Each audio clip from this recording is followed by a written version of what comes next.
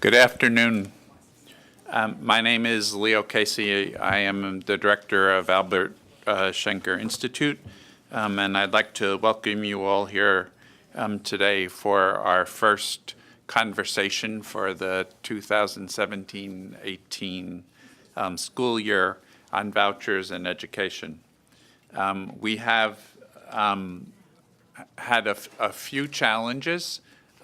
So Deirdre Cobb-Roberts, who was to provide a historical perspective on the panel today, is a professor at the University of South Florida in Tampa, St. Petersburg, and at the moment she is driving home, hopefully finding her house and her school in working order. So she won't be able to participate. We wish her the best of luck in terms of that, and I will try to fill in a little bit on that end, but you should be aware that I was trained as a political philosopher, not a historian. So what I have to say will be a little heavy on the ideas end as opposed to the more historical end. Martin Karnoy is joining us via satellite from Russia. So we have a little experiment today, the first time we've gone transatlantic, and hopefully, technically, everything will work out.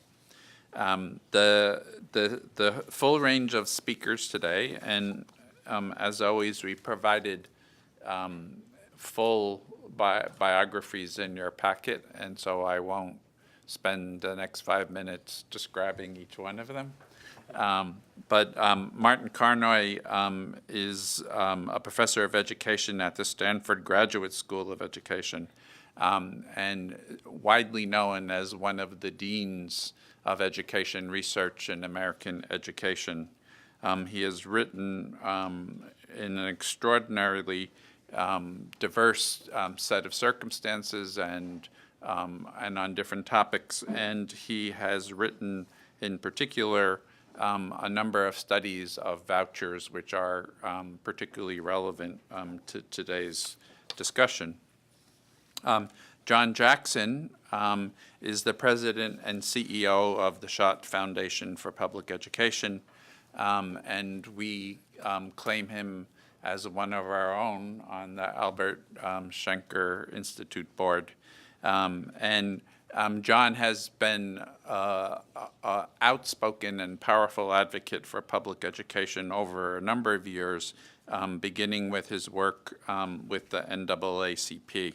And he served under William Jefferson Clinton as in the U.S. Department of Education as senior policy advisor in the Office of Civil Rights.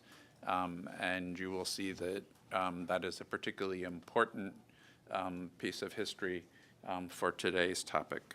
And lastly, Ning Rui is a senior study director at Westat, who was the main lead analyst in the study that they did on the DC Opportunity Scholarship Program, otherwise known as the federal government's voucher program for Washington, DC schools.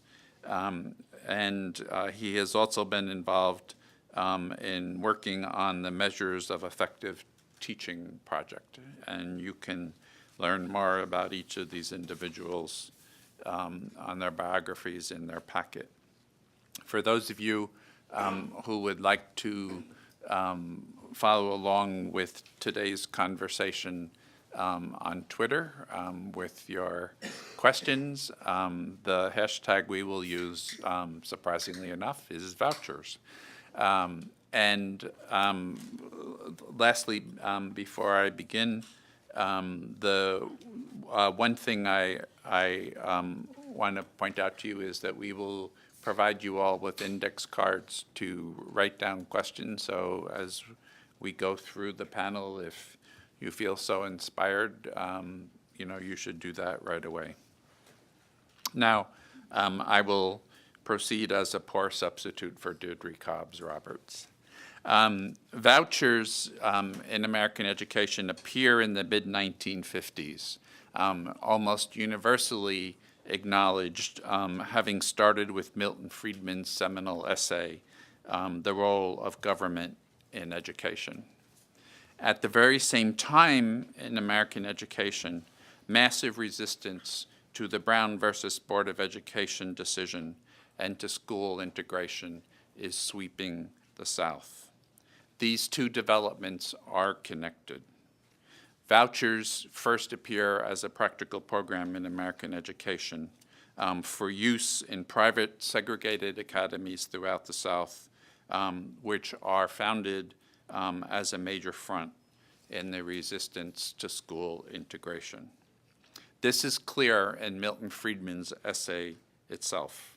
In an extensive footnote, he addresses the issue explicitly, acknowledging that those resisting Brown want to use vouchers to avoid racial integration of schools. He asks, should this be a reason for not using vouchers, and decides, no, we should go ahead. He makes three essential points. First, he says he is personally opposed to racial prejudice. Second, he stakes out a strange middle ground in the great struggle that is beginning to emerge to undo Jim Crow segregation in the South. He is opposed, he tells us, to post-Brown efforts to integrate schools, what he calls compulsory non-segregation, as well as to Jim Crow segregation. Both, he says, are evils. He takes a position of a third way, that one should use vouchers to avoid both of these evils. And third, he asserts that any voucher program must include the right to be used in racially segregated academies. So there is an intimate link in this essay to what is sweeping through the South at that moment. This is part of Milton Friedman's general libertarian philosophy, in which property rights always takes preference. He stakes out a position opposed to laws prohibiting racial discrimination in hiring. He takes a position opposed to laws prohibiting racial discrimination in housing, including the notorious racial covenants. And most importantly, he takes a position of opposition to key section of the 1964 Civil Rights Act, the public accommodation section, which forbids racial discrimination in such accommodations as restaurants, hotels, places of entertainment, a section of the 1964 Act which is absolutely pivotal for undoing Jim Crow segregation in the South. In his famous book, Capitalism and Freedom, Friedman equates laws prohibiting job discrimination with Hitler's Nuremberg laws, those laws which institutionalized anti-Semitism in Nazi Germany and laid the foundation for the Holocaust. Both, he says, are coercive violations of property rights.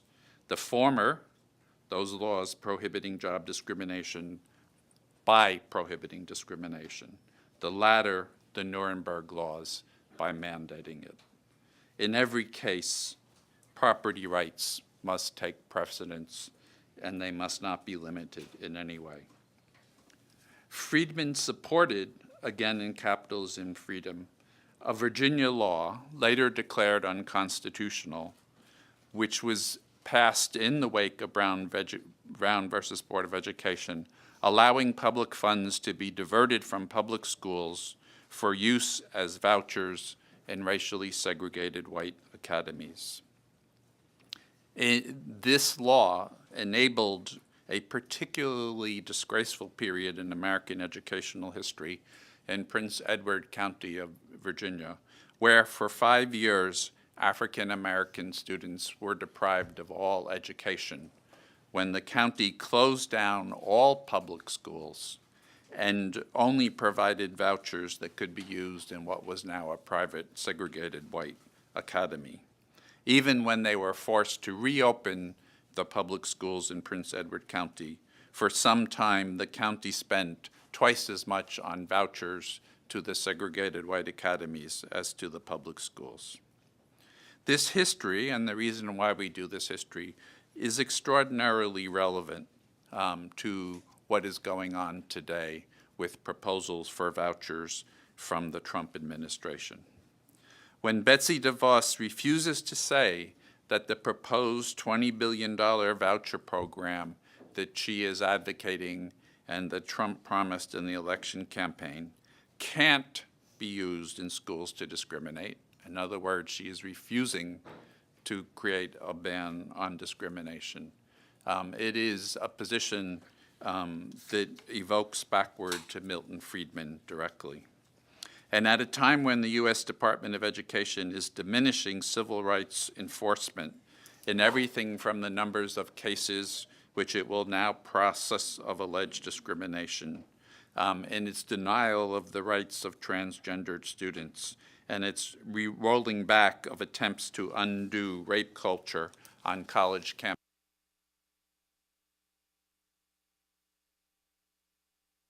would look like if it were enacted.